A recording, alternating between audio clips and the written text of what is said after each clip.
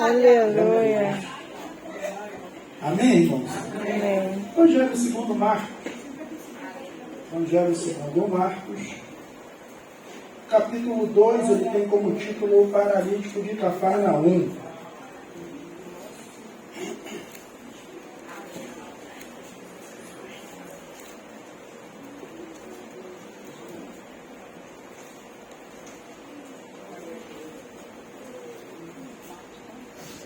Marcos capítulo 2, a partir do verso 1.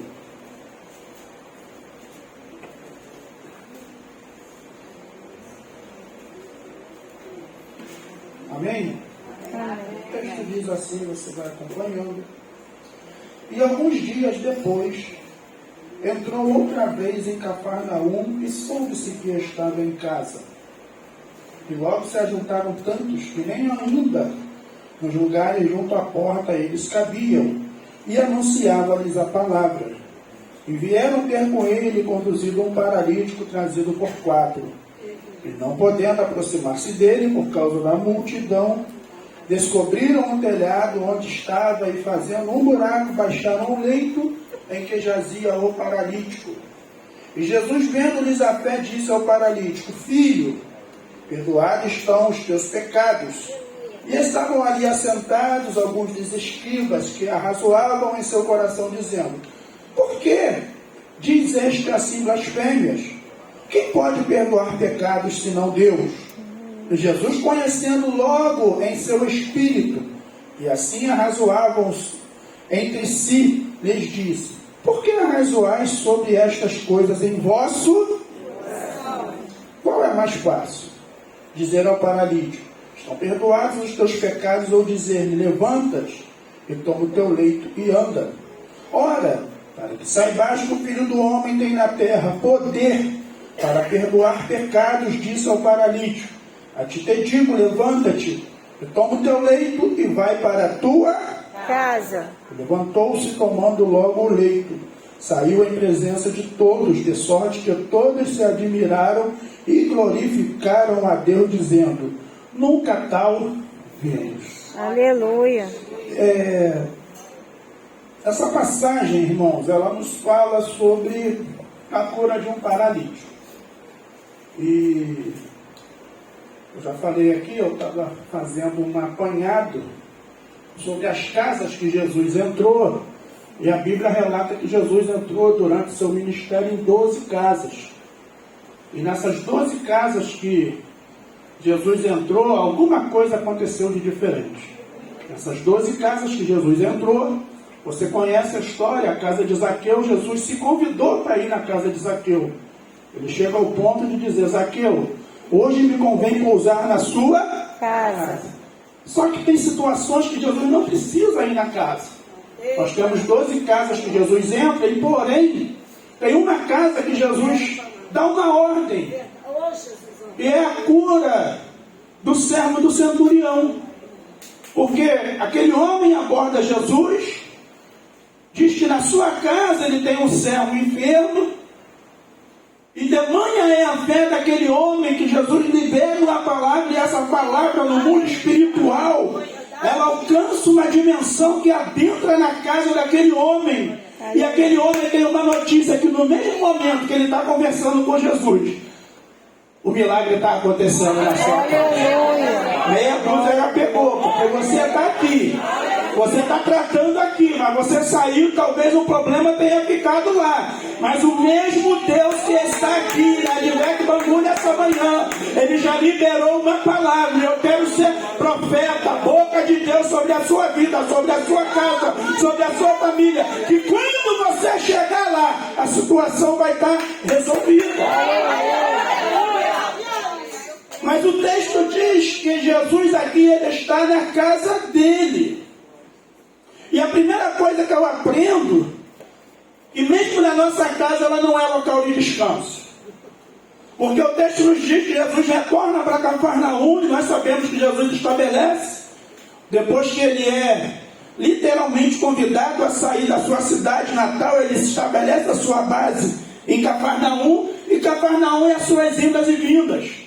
E Jesus, em uma dessas vindas, ele está na casa dele, mas a Bíblia diz que uma multidão começa a chegar. Aleluia. Uma multidão começa a aflorar. Ao ponto que a entrada, a janela, todos os acessos para dentro da casa, eles são impedidos. Mas o texto nos fala que 4 jovens ou 4 homens, eles têm um amigo com uma dificuldade. E você conhece a história? O texto vai nos dizer que esses homens, quando eles chegam diante da casa de Jesus, eles não conseguem adentrar. Eles não conseguem fazer com que aquele homem paralítico se apresente diante de Jesus, mas eles têm uma ideia. E que ideia é essa? Façamos um buraco pelo telhado, vamos descer o nosso amigo, e ali Jesus ele faz o resto. Mas o que me chama a atenção nesse texto são algumas coisas, e eu quero compartilhar, porque nós estamos no ano da família. E aqui está dizendo que a minha família não vai parar. A minha família não vai parar. A primeira coisa que eu aprendo é que a multidão não vai parar a tua família. Aleluia. Não são os obstáculos, os impedimentos, as circunstâncias exteriores que vão fazer ou vão impedir que você tenha acesso ao Mestre. Aqueles 4 homens, eles saíram de casa com um propósito, talvez como você. E que propósito era esse? Chegar ali onde Jesus estava, levar o seu amigo a Jesus. Mas quando eles chegam lá, eles são surpreendidos porque havia uma multidão. Mas quando eles olham aquela multidão, ele diz: olha, não é a multidão que vai me parar. Ainda que eu não tenha acesso pela porta, eu não tenho acesso pelo telhado, ainda que eu tenha que subir pela janela, ainda que nós tenhamos que subir ao telhado, mas nós vamos cumprir a missão na qual nos foi dada. Aleluia. Segunda coisa que eu aprendo é que para todo cumprimento de missão tem um esforço. É verdade. Você está entendendo? Aleluia. Você está entendendo por que você, numa quinta-feira, Aleluia. um sol de Bangu, 9 horas, dia 10, você está aqui numa consagração como essa? Você poderia estar no edredom, você poderia estar na praia, mas você não, você escolheu, saiu de casa, pagou uma passagem, aleluia, tinha um propósito e veio até essa consagração. Oh, o que é que eu aprendo? Que a palavra de Deus vai me dizer que no Senhor o nosso trabalho não é bom. Tem recompensa para você, tem recompensa para a tua casa. Não para não, que aqueles homens se posicionaram, colocaram e introduziram um paralítico pelo telhado. E sabe qual foi o resultado? E aí eu vou finalizar. Oh, aleluia. O resultado foi que Jesus, primeira palavra que ele libera para aquele homem: filho, os teus pecados estão Perdoados. Jesus está restaurando o emocional daquele homem. Aleluia. Aleluia. Talvez aquele homem, devido à sua deficiência, e segundo a cultura ele era rejeitado. Talvez até pela sua casa, porque ele tinha uma deficiência física. Ao ponto que Jesus, depois que ele é curado, fala assim: agora tem que voltar na tua casa. Porque tem milagre que quem tem que ver é o que sai, quem é da nossa casa. Tem milagres que é os da nossa casa que tem que presenciar. Tem milagre que não adianta você contar testemunho nessa igreja, não. É dentro da tua casa que o nome do Senhor vai ser glorificado. Jesus restaura a emoção. E o que eu acho interessante é que aquele homem que foi impedido de entrar pela porta, eu acho isso lindo. Porque eu fico imaginando que de repente aqueles amigos dele, quando eles chegam com a maca e falam assim: dá uma licença, deixa ele passar, abre aí. Todo mundo: não, oh, farinha, coca, meu pirão. Primeiro.